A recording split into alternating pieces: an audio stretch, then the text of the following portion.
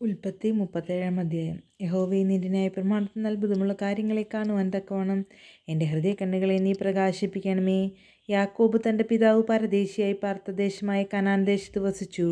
യാക്കോബിൻ്റെ വംശപാരമ്പര്യം എന്തെന്നാൽ, യോസഫിന് 17 വയസ്സായപ്പോൾ അവൻ തൻ്റെ സഹോദരന്മാരോടുകൂടെ ആടുകളെ മേയിച്ചുകൊണ്ട് ഒരു ബാലനായി തൻ്റെ അപ്പൻ്റെ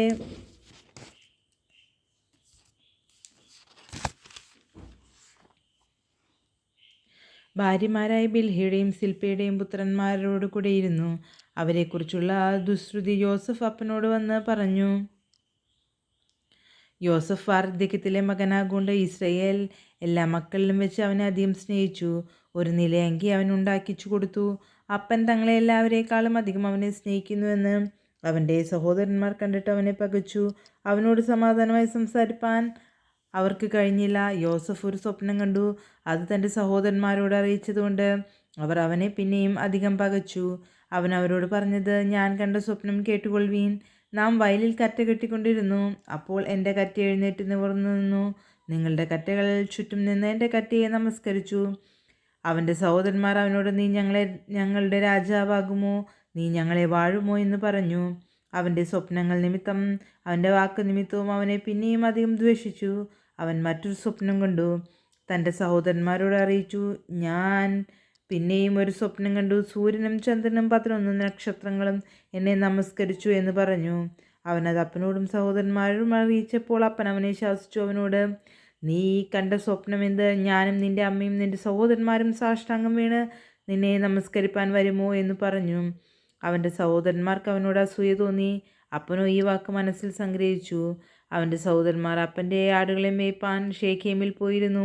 ഇസ്രയേൽ യോസഫിനോട്, നിൻ്റെ സഹോദരന്മാർ ഷേഖേമിൽ ആട് മേയ്ക്കുന്നുണ്ടല്ലോ, വരിക, ഞാൻ നിന്നെ അവരുടെ അടുക്കൽ അയക്കും എന്ന് പറഞ്ഞതിന് അവൻ അവനോട്, ഞാൻ പോകാം എന്ന് പറഞ്ഞു. അവനവനോട്, നീ ചെന്ന് നിൻ്റെ സഹോദരന്മാർക്ക് സുഖം തന്നെയോ? ആടുകൾ നന്നായിരിക്കുന്നു എന്ന് നോക്കി വന്ന് വസ്തുത അറിയിക്കണമെന്ന് പറഞ്ഞു. ഹെബ്രോൻ താഴ്വരയിൽ നിന്ന് അവനെ അയച്ചു. അവൻ ഷേഖേമിലെത്തി. അവൻ വെളിമ്പ്രദേശത്ത് ചുറ്റി നടക്കുന്നത് ഒരുത്തൻ കണ്ടു. നീ എന്തന്വേഷിക്കുന്നു എന്ന് അവനോട് ചോദിച്ചു. അതിനവൻ, ഞാൻ എൻ്റെ സഹോദരന്മാരെ അന്വേഷിക്കുന്നു. അവർ എവിടെ ആട് മേയ്ക്കുന്നു എന്ന് എന്നോട് അറിയിക്കണമേ എന്ന് പറഞ്ഞു. അവർ ഇവിടെ നിന്ന് പോയി നാം ദോദാനിലേക്ക് പോകാം എന്ന് അവർ പറയുന്നത് ഞാൻ കേട്ടു എന്ന് അവൻ പറഞ്ഞു. അങ്ങനെ യോസഫ് തൻ്റെ സഹോദരന്മാരെ അന്വേഷിച്ച് ദോദാനിൽ വെച്ച് കണ്ടു.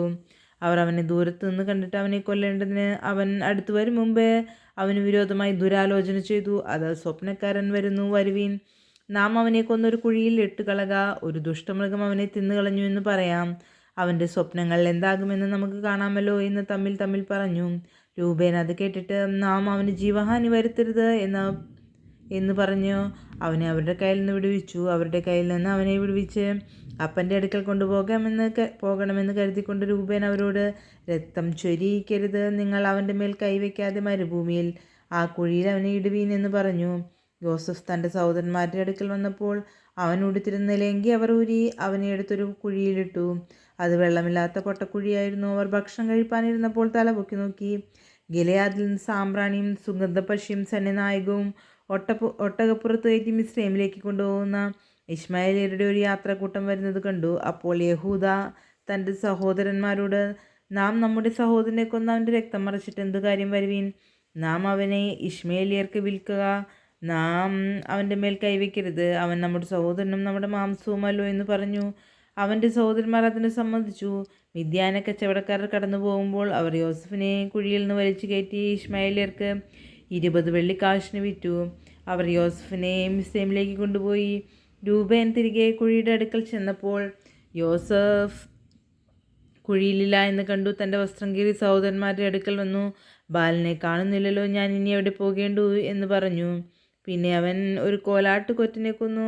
യോസഫിൻ്റെ അങ്കിയെടുത്ത് രക്തത്തിൽ മുക്കി. അവർ നിലയങ്കി തങ്ങളുടെ അപ്പൻ്റെ അടുക്കൽ കൊടുത്തയച്ചു. ഇത് ഞങ്ങൾക്ക് കണ്ടുകിട്ടി. ഇത് നിൻ്റെ മകൻ്റെ അങ്കിയല്ലയോ എന്ന് നോക്കണമെന്ന് പറഞ്ഞു.